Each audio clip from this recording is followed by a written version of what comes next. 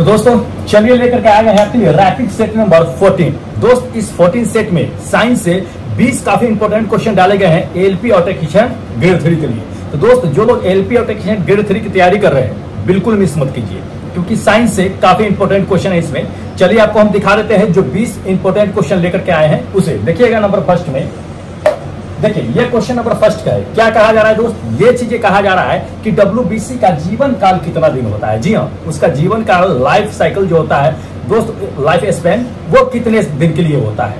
देखिए इसमें आपको ऑप्शन क्या क्या दे दिया है। एक तो 12 से 15 दिन दे दिया है, दूसरा 13 से 15 दिन दे दिया है, तीसरा नंबर का आता है कि 14 से 15 दिन, ये फोर्थ नंबर का आ रहा है कि 15 से 20 दिन। दोस्त WBC का आखिर जीवन काल होता कितना दिन है ये बताना है। ध्यान रखिएगा, आपको हम करेक्ट आंसर बताते हैं दोस्त। WBC का जीवन काल जो होता है ये 15 से 20 दिन होता है। ठीक है, ये फोर्थ नंबर आपका करेक्ट आंसर होगा। जानिए WBC कहने का मतलब क्या होता है। व्हाइट ब्लड सेल होता है, श्वेत रक्त कणिका होता है, जिसे हम क्या कहते हैं कि ल्यूकोसाइट्स के नाम से भी हम लोग जानते हैं। ठीक है, जो शरीर को, बॉडी को क्या करता है कि जो है छोटे मोटे बीमारियों से क्या होता है कि रक्षा करता है, या संक्रमण से क्या होता है कि रक्षा करने का काम करता है ये। ठीक है, तो इसका जीवन काल जो है 15 से 20 दिन होता है, मतलब मैक्सिमम 20 दिन होता है, 20 दिन से ज्यादा नहीं होता है। ठीक है, और अगर हम रेड ब्लड सेल की बात कर ले RBC की, तो RBC का भी जीवन काल पूछा जाता है एग्जाम में, जान लीजिए। तो RBC का जीवन काल वो 120 दिन जो है मैक्सिमम होता है। ठीक है, तो इसको ध्यान में रखिएगा, इंपॉर्टेंट क्वेश्चन है। चलिए आपको हम सेकेंड क्वेश्चन दिखा देते हैं। देखिएगा ये सेकेंड क्वेश्चन है। क्या कहा जाता है कि लंबे समय तक इस्तेमाल जो बल्ब जो होता है वो होने के बाद क्या होता है कि एक स्पॉट जो है ग्रे कलर का, एक स्पॉट जो है दाग आ जाता है उस पे।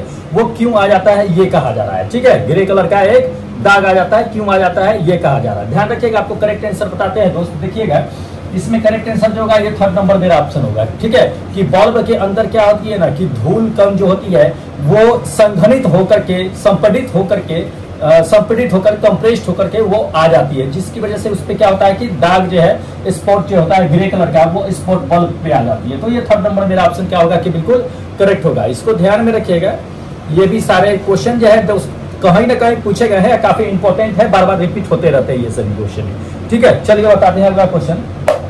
देखिएगा ये थर्ड नंबर क्वेश्चन है। क्या कहा जा रहा है इसमें कि इलेक्ट्रीशियन जो होता है वो सोल्डर का इस्तेमाल करता है। तो सोल्डर का जो संरचना होता है वो किसका होता है, मतलब दूसरे तरीका से अगर क्वेश्चन देखा जाए तो दोस्त ये पूछा जाता है कि सोल्डर किसका मिश्रण है। स्वाभाविक सी बात है, ये क्वेश्चन सिंपल वे में पूछा जाता है क्वेश्चन। लेकिन चलिए यहाँ घुमा करके पूछा गया है कि इलेक्ट्रीशियन सोल्डर की संरचना क्या है। ऑप्शन देख करके आप समझ सकते हैं। ठीक है, प्रतिशत मात्रा भी पूछा जाता है कभी कभी, इसलिए हम प्रतिशत मात्रा के साथ ही आपको ऑप्शन दर्शा दिए हैं। ठीक है, पहले तो देख लीजिए कि सोल्डर आखिर है किसका मिश्रण। ध्यान रखिएगा वो टीन और जो है सीसा का मिश्रण होता है। ठीक है, तो ध्यान रखिएगा, ऑप्शन देख लीजिए इसमें। ये फर्स्ट नंबर मेरा ऑप्शन क्या होगा कि करेक्ट होगा। टीन जो होता है दोस्त 63% होता है और सीसा जो होता है 37% होता है। ये दोनों का मिश्रण जो होता है ये सोल्डर होता है। ठीक है, तो इंपॉर्टेंट है। चलिए अगला क्वेश्चन दिखाते हैं।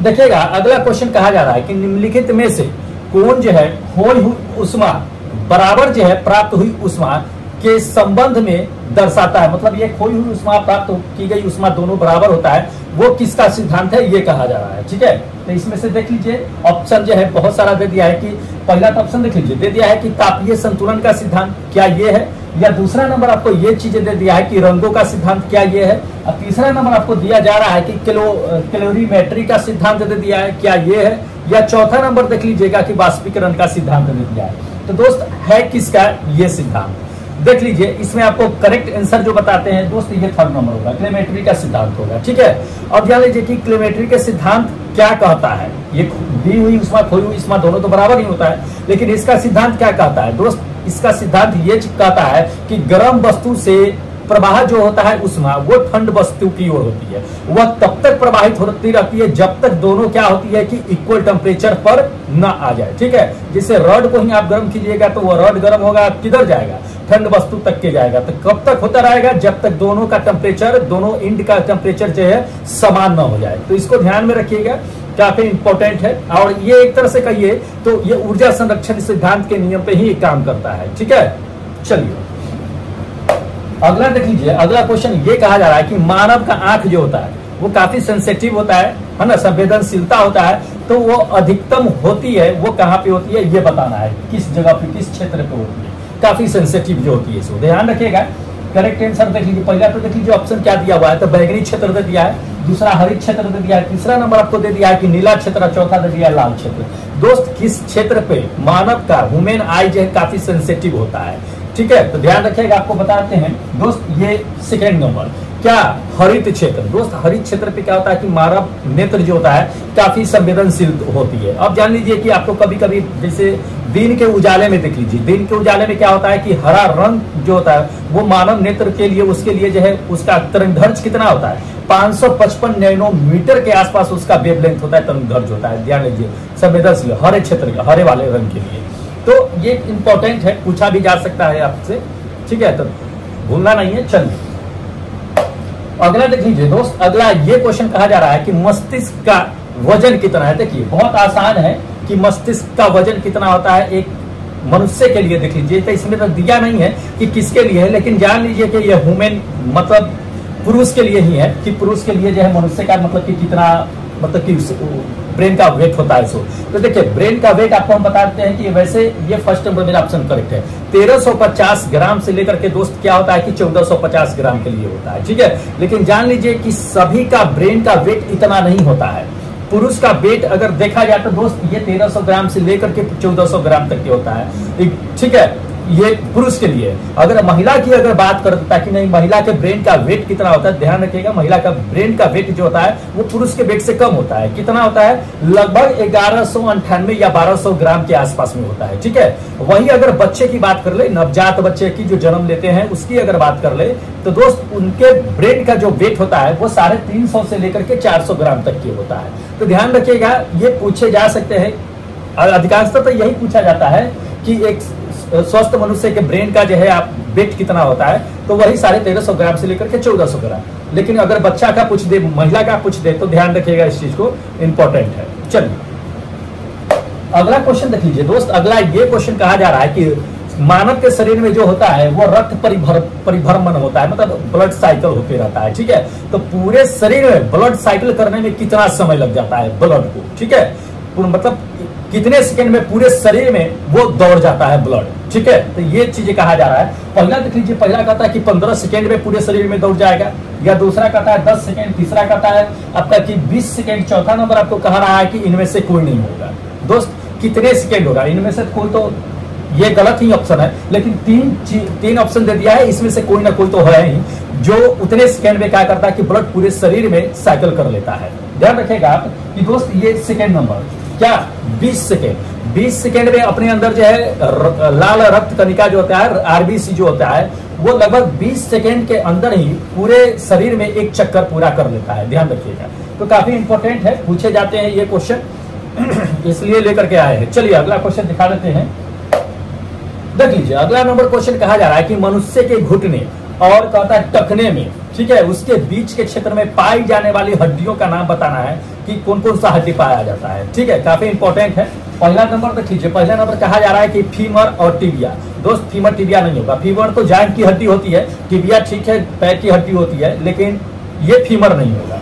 दूसरा नंबर देख लीजिए दोस्त, दूसरा नंबर कहा जा रहा है इसमें कि फेबुला और टिबिया। तो जी हाँ, फेबुला और टिबिया जो है आपका करेक्ट आंसर होगा। ये क्या होता है, घुटने और जो है आपका ये नीचे का ये टखने, उसके बीच के दो क्षेत्र में जो है हड्डी ये पाई जाती है, जो काफी स्ट्रॉन्ग होती है। सबसे मजबूत अगर पैरों की हड्डी को मारा जाता है, सबसे मजबूत हड्डी पैरों की हड्डी जो है टिबिया होती है, उसके बाद ये फिबिया होती है, ठीक है। तो ये चीजें है, ध्यान रखिएगा। चलिए अगला क्वेश्चन दिखाते हैं। अगला क्वेश्चन देख लीजिए दोस्त, ये चीजें कहा जा रहा है कि P1 V1 बराबर P2 और V2 दे दिया। अगर दूसरे तरीका से अगर इसको निकाल ले, तो रेशियो में अगर निकाल दे दोस्त, तो P1 बटे P2 बराबर V1 बटे V2, यानी कि प्रेशर दाब का अनुपात है, क्या है कि आयतन का अनुपात। P क्या है, प्रेशर है, दाब है, V क्या है, आयतन है, वॉल्यूम है, ठीक है, इसको ध्यान रखिएगा। तो ये किसका जो है इसमें नियम दिखाता है, यही इसमें कहा जा रहा है। तो पहला देख लीजिए, पहला नंबर कहा रहा है इसमें कि आर्किमिडीज के सिद्धांत को दिखाता है, या दूसरा नंबर कहता है कि चार्ल्स के सिद्धांत को दिखाता है, या तीसरा कहता है बॉयल्स के नियम को, और चौथा नंबर आपको कहा जा रहा है कि एंडरसन के सिद्धांत को दिखाता है। दोस्त ये समीकरण आखिर किसके नियम या किसके सिद्धांत को दिखाता है, ये हमें जानना है। ध्यान रखिएगा, आपको बताते हैं कि प्रेशर जो है वो दाब, प्रेशर का अनुपात दाब का आयतन का अनुपात जो है ये बॉयल्स के लॉ को दिखाता है, ध्यान रखिएगा। ये आपका क्या होगा कि थर्ड नंबर मेरा ऑप्शन करेक्ट होगा, बॉयल्स के लॉ को, ठीक है, तो इंपॉर्टेंट है। चलिए अगला क्वेश्चन आपको दिखा देते हैं, देख लीजिएगा। अगला नंबर ये क्वेश्चन कहा जा रहा है कि निम्नलिखित में से कौन सी प्रक्रिया इसमें कह रहा है, परिभाषा से, निम्नलिखित में से कौन सी परिभाषा से क्या होता है कि मेल खाती है, जिसमें आपका क्या है कि दाब जो है P, आयतन जो है V, एक दूसरे के क्या होती है कि व्युत्क्रमानुपाती होती है, ठीक है। मतलब प्रेशर अगर बढ़ाइएगा तो आयतन घट जाएगा, आयतन बढ़ाइएगा तो प्रेशर घट जाएगा, ठीक है। तो ये चीजें है किस पे ये अलाउ करता है, तो आपको अभी थोड़ा देर पहले ही बता दिए है कि प्रेशर का रेशियो और ये वॉल्यूम का रेशियो, ये किसका नियम था, बॉयल्स का नियम था। और ये जो है परिभाषा जो है, डिफिनीशन जो है दोस्त, ये बॉयल्स के लॉ को ही पालन करता है, ध्यान रखिएगा। तो ये थर्ड नंबर मेरा ऑप्शन क्या होगा कि करेक्ट होगा, बॉयल्स का लॉ, ठीक है, इंपॉर्टेंट है दोस्त। चलिए अगला देख लीजिए दोस्त, अगला क्वेश्चन ये कहा जा रहा है कि निम्नलिखित में से कौन सी कहता है कि घटना चंद्रमा की सतह पर नहीं देखी जा सकती है, ठीक है, कौन सी घटना नहीं देख सकते हैं। पहला देख लीजिए, पहला कह रहा है इसमें कि सूर्योदय जो होता है या सूर्य अस्त जो होता है उसकी घटना जो है हम चंद्रमा पर नहीं देख सकते हैं, गलत है दोस्त, वहां पे हम देख सकते हैं। दूसरा नंबर देख लीजिए, कहता है कि सूर्य ग्रहण नहीं देख सकते हैं, वो भी देख सकते हैं। तीसरा नंबर देख लीजिए, तीसरा नंबर कहता है धूमकेतु की गति नहीं देख सकते हैं, दोस्त ये भी देख सकते हैं। चौथा नंबर हम नहीं देख सकते हैं तारों का टिमटिमाना, चंद्रमा पर अगर आप है तो चंद्रमा से क्या कर सकते हैं कि आप जो है तारे को अगर देखिएगा तो आप टिमटिमाते हुए नहीं देख पाइएगा, ट्विंकल नहीं कर पाएगा, नहीं देख पाइएगा। अब क्यों नहीं देख पाएगा ये भी जान लीजिए। देखिए अगर हम पृथ्वी से अगर तारे को देखते हैं तो टिमटिमाते हुए देखते हैं ना, तो उसका कारण क्या होता है दोस्त, उसका कारण होता है कि हमारे पृथ्वी पर वायुमंडल की कई परतें पाए जाते हैं, ठीक है। अब जब क्या होता है ना कि तारे से उसका प्रकाश जो हमारे पृथ्वी तक आती है तो उन सभी परतों को पार करती हुई आती है, तो उसमें प्रकाश का अपवर्तन का काम जो है, अपरावर्तन का काम होते रहता है, जिसकी वजह से तारे क्या होती है कि हमें टिमटिमाती हुई दिखाई देती है। लेकिन अगर हम चंद्रमा पर अगर चले जाए दोस्त, चंद्रमा पर जान लीजिए कि वायुमंडल है नहीं, वायुमंडल नहीं है, तो उसका प्रकाश जो है अपवर्तन की क्रिया वहां पे होगी नहीं, जिस वजह से क्या होगा कि तारे हमें टिमटिमाती हुई नजर नहीं आएगी। हम डायरेक्ट देख सकते हैं, जैसे सूर्य को देखते हैं वैसे हम चंद्रमा से जो है उन सभी को देख सकते हैं, वहां पे टिमटिमाती हुई नजर नहीं आएगी, ठीक है। चलिए अगला देख लीजिए दोस्त, अगला ये क्वेश्चन कह रहा है कि किस रंग का तारा जो होता है वो सबसे ठंडा होता है, ठीक है, किस रंग का तारा, तारे को कलर में होता है ना, देखते हुइएगा हल्का पीला हो जाता है, हल्का लाल होता है, तो वो किस कलर का होता है दोस्त जो सबसे आपका ठंडा होता है, ध्यान रखिएगा। ये थर्ड नंबर आपका ऑप्शन करेक्ट होगा, क्या, लाल। अगर तारे का रंग दोस्त अगर लाल है तो समझ लीजिए कि वह तारा सबसे ठंडा है, ठीक है। लेकिन जान लीजिए सबसे अधिक गर्म होगा तो वो किस कलर में होगा। देखिए अगर सबसे गर्म होता है तो वो जो होता है वो नीले कलर का होता है, हल्के नीले पीले रंग का अगर सफेद रंग का है तो वो सबसे क्या होता है कि आपका जो है गर्म की बात कर रहे हैं, गर्म होता है। नीला अगर है तो सबसे गर्म होता है, उससे कम जो होता है नीला सफेद में अगर दिखाई दे रहा है तो नीले से कम जो है गर्म आपका नीला सफेद वाला तारा होता है। लेकिन सबसे ज्यादा गर्म जो होता है आपका नीले वाला होता है, सबसे ठंडा लाल वाला होता है, ठीक है। तो कंफ्यूजन नहीं होना है, पूछा जा सकता है, इंपॉर्टेंट है।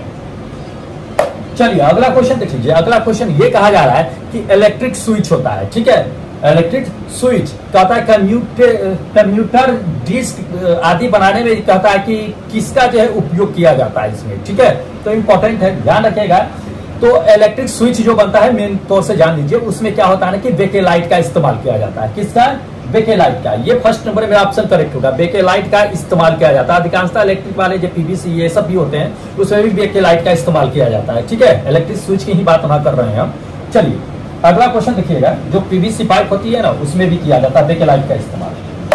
अगला क्वेश्चन देख लीजिए दोस्त, अगला ये क्वेश्चन कहा जा रहा है कि सोडा वाटर में कौन सी गैस पाई जाती है। बहुत इजी क्वेश्चन है और कई बार पूछे भी जाते हैं। ये जान लीजिए कि सोडा वाटर में जो होता है दोस्त ये कार्बन डाइऑक्साइड पाई जाती है, तो भूलना नहीं है, सोडा वाटर काफी इंपॉर्टेंट है, ठीक है। चलिए अगला क्वेश्चन देख लीजिए दोस्त, अगला क्वेश्चन ये कहा जा रहा है कि निम्नलिखित में से किसमें चांदी नहीं पाई जाती, मतलब सिल्वर नहीं होती है। देखिएगा नाम तो सब में सिल्वर है लेकिन किसमें सिल्वर नहीं होता है ये हमें जानना है। तो पहला ऑप्शन देख लीजिए, कह रहा है इसमें कि हॉर्न सिल्वर, दूसरा नंबर है रूबी सिल्वर, तीसरा नंबर कह रहा है कि जर्मन सिल्वर और चौथा नंबर कह रहा है इसमें कि लूनर कास्टिक। दोस्त किसमें आपका सिल्वर नहीं पाया जाता है, ध्यान रखिएगा। बता देते हैं करेक्ट आंसर कि किसमें सिल्वर नहीं है, ध्यान रखिएगा दोस्त। ये थर्ड नंबर जो है आपका जर्मन सिल्वर जो होती है उसमें सिल्वर की मात्रा नहीं पाई जाती है, ठीक है, तो इसको ध्यान में रखना है। चलिए अगला क्वेश्चन दिखाते हैं। अगला क्वेश्चन देखिएगा, अगला क्वेश्चन ये कहा जा रहा है कि यदि आंख का लेंस अपारदर्शी हो जाए, मतलब आर पार प्रकाश न जा सके, तो उस रोग को क्या कहते हैं? ध्यान रखिएगा, उस रोग को कहते क्या है? देखिए, आंख जो अपारदर्शी हो जाए, लेंस जो होता है सो, तो ये क्या होता है, जो है आपका एक द्रव अवस्था में होता है, द्रव पदार्थ ही होता है लेंस जो होता है सो, वो कांच या प्लास्टिक का नहीं होता है, आंख के अंदर उत्तल लेंस होता है। तो वो क्या होता है? अपारदर्शी कहता है, मतलब प्रकाश न अंदर जा सके कोई भी वस्तु से टकरा करके। जब अंदर नहीं जाएगा तो रेटिना पर छवि नहीं बनेगा, जिसकी वजह से हम वस्तु को देख नहीं पाएंगे। ठीक है, तो वो जो होता है वो मोतियाबिंद में होता है। उसके लेंस के ऊपर क्या होता है ना दोस्त, कि मोटी सी परत पड़ जाती है। ठीक है, तो वो मोतियाबिंद हो जाती है। डॉक्टर के पास जाते हैं तो उसको ही जो है क्या किया जाता है कि परत को हटा दिया जाता है ऑपरेशन के द्वारा, वो कहते हैं। तो वो मोतियाबिंद होता है जिसके ऊपर एक मोटी परत पड़ जाती है। तो ध्यान रखिएगा, ये आपका 4th नंबर मेरा ऑप्शन करेक्ट होगा, मोतियाबिंद। ठीक है, जिसकी वजह से प्रकाश आर पार नहीं जा पाती है, रोक देती है उसे। चलिए अगला क्वेश्चन देख लीजिए। अगला क्वेश्चन कहता है कि बीसीजी का टीका किसके लिए लगाया जाता है? काफी इंपॉर्टेंट है। अब बहुत सिंपल क्वेश्चन भी है कि बीसीजी का टीका किसके लिए लगाया जाता है। ये इसमें कहने वाली बात नहीं है, लेकिन ऑप्शन देख लीजिए। खसरा के लिए, दूसरा क्षय रोग के लिए, तीसरा नंबर आपको कह रहा है डिप्थीरिया के लिए, चौथा कह रहा है कुष्ठ रोग के लिए। दोस्त, बीसीजी का टीका आखिर लगाया किसके लिए जाता है? ध्यान रखिएगा दोस्त, ये 2nd नंबर क्षय रोग के लिए यानी ट्यूबरकुलोसिस के लिए। जिस व्यक्ति को ट्यूबरकुलोसिस यानी कि टीबी हो गया है, उसके लिए क्या होता है कि आपका बीसीजी का टीका लगाया जाता है। अब ये नहीं कि बीसीजी का टीका लगा देने से जो है पूर्ण रूप से रोग उसको खत्म कर देता है, नहीं, उसको क्या करता है कि आगे बढ़ने नहीं देता है बीसीजी का टीका लगा देने से। ठीक है, तो इसको ध्यान रखिएगा, इंपॉर्टेंट क्वेश्चन है। चलिए अगला क्वेश्चन दिखाते हैं। देखिएगा, अगला नंबर क्वेश्चन ये कहा जा रहा है कि हल्दी के पौधे जो होते हैं, तो वो किस भाग से हल्दी जो है, हल्दी मतलब पौधे के किस भाग से प्राप्त किए जाते हैं? ये या क्वेश्चन ये भी पूछ देता है कि हल्दी का हम कौन सा भाग खाते हैं। ठीक है, ये पूछा भी जाता है। तो पहला देख लीजिए, पहला कह रहा है जड़ खाते हैं, या दूसरा नंबर फल खाते हैं, या तीसरा नंबर कहता है कि फूल खाते हैं, या चौथा नंबर स्टेम खाते हैं। दोस्त, हल्दी का कौन सा भाग हम खाते हैं? ध्यान रखिएगा, हल्दी का हम लोग दोस्त तना वाला भाग खाते हैं। ठीक है, हल्दी का जो खाते हैं वो क्या खाते हैं? हल्दी जो होता है वो क्या होता है? तना होता है। तो हल्दी का हम तना खाते हैं। तना कहने का मतलब होता है, उसे दूसरे रूप में जानते हैं, प्रकंद के रूप में भी जानते हैं हल्दी को। ठीक है, हल्दी को प्रकंद या तना के रूप में आता है, उसी को अंग्रेजी में तना को हम स्टेम कहते हैं। तो ये 4th नंबर मेरा ऑप्शन करेक्ट होगा, स्टेम खाते हैं। ठीक है, ध्यान रखिएगा, इंपॉर्टेंट है, पूछे जाते हैं ऐसे सवाल। चलिए अगला क्वेश्चन देख लीजिए दोस्त। अगला क्वेश्चन कहा जा रहा है, क्या कहा जा रहा है कि सीएनजी का मतलब क्या होता है? ठीक है, सीएनजी नेचुरल गैस होती है ये। तो सीएनजी का मतलब स्टैंड फुल फॉर्म बताना है कि क्या होता है। देखिए, सीएनजी का पूरा नाम जो होता है कंप्रेस्ड नेचुरल गैस होती है। ठीक है, कंप्रेस्ड नेचुरल गैस होती है। तो कंप्रेस्ड को हम संपीड़ित बोलते हैं, संपीड़ित प्राकृतिक गैस। नेचुरल गैस मतलब प्राकृतिक गैस होती है। तो ध्यान रखिएगा, ये 3rd नंबर मेरा ऑप्शन करेक्ट होगा, संपीड़ित प्राकृतिक गैस यानी कि कंप्रेस्ड नेचुरल गैस, ये इसका पूरा फुल फॉर्म होता है। ठीक है, तो सीएनजी का इस्तेमाल तो अब गाड़ी में भी होने लगा है। ठीक है, पहले पेट्रोल का किया जाता था जो काफी प्रदूषित करता था, ये प्रदूषित कम करता है। ठीक है, सीएनजी, तो इसका इस्तेमाल हर गाड़ी में अब होने लगा है। चलिए अब क्या करते हैं दोस्त की लास्ट क्वेश्चन बताते हैं। देखिएगा, ये अपना 20वां क्वेश्चन है। 20वें क्वेश्चन में क्या कहा जा रहा है कि हमारे द्वारा जो हम लोग भोजन करते हैं, तो वो ऊर्जा जो होता है हमारे शरीर में किस रूप में स्टोर्ड होती है, ये बताना है, संग्रहित होती है। तो पहला ऑप्शन देख लीजिए। पहला ऑप्शन आपको क्या कहा जा रहा है दोस्त? माल्टोज के रूप में संग्रहित होती है, या दूसरा नंबर ग्लूकोज के रूप में होती है, या तीसरा नंबर आपको ग्लाइकोजन के रूप में, या चौथा नंबर कह रहा है स्टार्च के रूप में। किस रूप में हमारे शरीर में जो होती है वो ऊर्जा स्टोर होती है? ध्यान रखिएगा, ऊर्जा तो ऐसे हमारे शरीर में एटीपी के रूप में स्टोर होती है। एटीपी के रूप में ही हो करके उसके ग्लाइकोजन में जो है क्या होता है कि बदलता है। ध्यान रखिएगा, तो ये 3rd नंबर मेरा ऑप्शन करेक्ट होगा, ग्लाइकोजन। ग्लाइकोजन हम जो भी भोजन करते हैं वो एटीपी से ग्लाइकोजन में क्या होता है कि स्टोर होता है। तो ध्यान रखिएगा, ये इंपॉर्टेंट क्वेश्चन है। तो दोस्त, इतने सारे 20 जो एएलपी और टेक्नीशियन ग्रेड 3 के जो होने वाली है सीबीटी, उसके लिए काफी इंपॉर्टेंट क्वेश्चन है, और उसी को ध्यान में रख करके दोस्त ये सारे सेट बनाए जाते हैं। तो बिल्कुल मिस मत कीजिएगा दोस्त। चैनल अगर सब्सक्राइब नहीं किए हैं तो कर लीजिए फटाफट, देर मत कीजिए, बाद में पछताने से कुछ नहीं होगा। ठीक है, और जो लोग दोस्त चैनल सब्सक्राइब कर रखे हैं, लाइक कीजिए, अपने दोस्तों में शेयर कीजिए।